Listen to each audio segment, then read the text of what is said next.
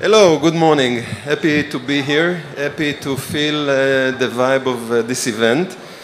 The title of my presentation is Fueling the Israeli High-Tech. I can tell you from the vibe here and from other events I'm participating in that the engines are fueled and accelerating. And I'm sure that once this war is over, we will see the good results of what's happening in the Israeli tech. Talking about the Israeli tech, a few numbers about its contribution to the Israeli economy. Guys, a lot of noise from the back seats, so please. Okay, thank you very much. Many times we talk about the high-tech sector as the engine of the economy. A few numbers which are very unique in the global landscape. 6.1% of Israeli GDP is invested in research and development, the highest number in the world. 12% of the Israeli workforce works in the high-tech sector, again, number one in the world, paying about 30% of income tax, so they get paid very well. 20% of local GDP and more than 50% of export, again, the highest numbers in the world, showing the importance and how centric is the high-tech sector to our economy. A little bit about the Innovation Authority for those guests from abroad who are not familiar with us. We are the government agency responsible for sustaining and improving the competitiveness of the Israeli tech hub versus other tech hubs in the world.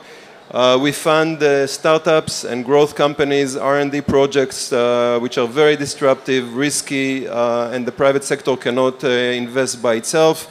We invest in technological infrastructure like national labs, academic research, and human capital to make sure that Israel is ready for new emerging technologies. And last but not least, also removing growth barriers, regulation, taxation, which are relevant for many ecosystems in the Israeli high-tech, and we then work with other government ministries and agencies to remove those barriers. Well, you know that Israeli tech faces many challenges in the last year and a half, or maybe even 2 years already, since middle of 22, sharp decline in investments like in other tech hubs in the world. But on top of that, the political instability in 2023 and obviously the war since Q4. We are trying to cope, and as was mentioned, we launched few initiatives that try to cope with these challenges and help you, the ecosystem, to overcome them and rise stronger from this situation. I cannot, because of the my time is quite short, I cannot go into all the details, but few points that you need to know. A new Yozma fund which aims to stimulate Israeli institutional investors to invest in Israeli venture funds to make sure that there is enough money in Israeli venture funds in the next coming years to fund good early stage companies. About $1 billion is going to be injected into those funds in the next 2 years. Another important initiative which every investor in this hall and every entrepreneur in this hall should know about is a new deep tech fund, startups fund. And this is maybe the most important slide I have to show you. This is a new vehicle, a new platform of the Innovation Authority to create the best funding environment for early stage deep tech startups, starting from the ideation phase through pre-seed, seed, and round A. You can see the numbers. We give grants of up to 80% in the ideation phase, up to 60% in the pre-seed stage, 50% in seed, and 30% in A. Very significant amounts, giving those amounts as grants, not taking equity position, not interfering in the management of the startup, but de-risking those deep tech ventures for both investors and entrepreneurs. Much more to read about this fund in our website. I invite you to go there. A little bit about mobility tech in Israel. It's well known that our innovation hub is one of the leaders in this sector in the world. You can see here a list of leading tech hubs. Israel is number 4 in the world in terms of investments in smart mobility. This is based on a new report of EcoMotion and McKinsey. So indeed a very good place, and we need to make sure that we stay there. A little bit about the investments we do in smart mobility. You can see here on this slide the distribution of private investments in different sectors of the Israeli high-tech versus the distribution of our investments in those sectors. I will not go through all the sectors, but just to mention smart mobility, you see that the private sector is investing 5% of the private money. We invest 10% of our investments in this sector because, again, this is where disruptive innovation is happening. This is where the risk is higher, and our aim is to reduce risk.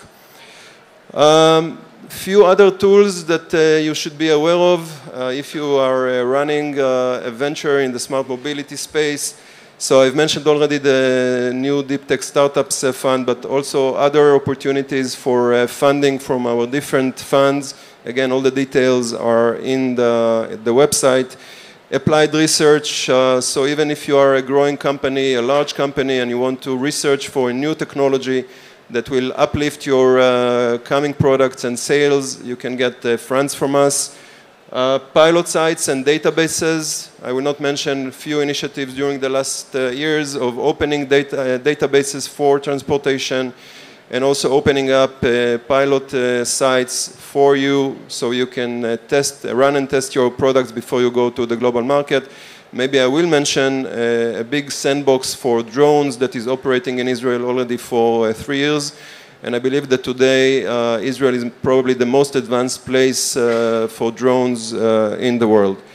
Venture creation incubators, we are in a process of tender for new incubators for deep tech. If there are any people in the audience who are interested in creating those incubators for creation and building of startups, this is the time to look for this tender. Bilateral R&D and pilots, lots of international activities to open up global markets for you. And just as mentioned before, there is now a parallel session about a delegation to Korea to search for such a collaboration with South Korea. All of that is available, and you can look for it and participate.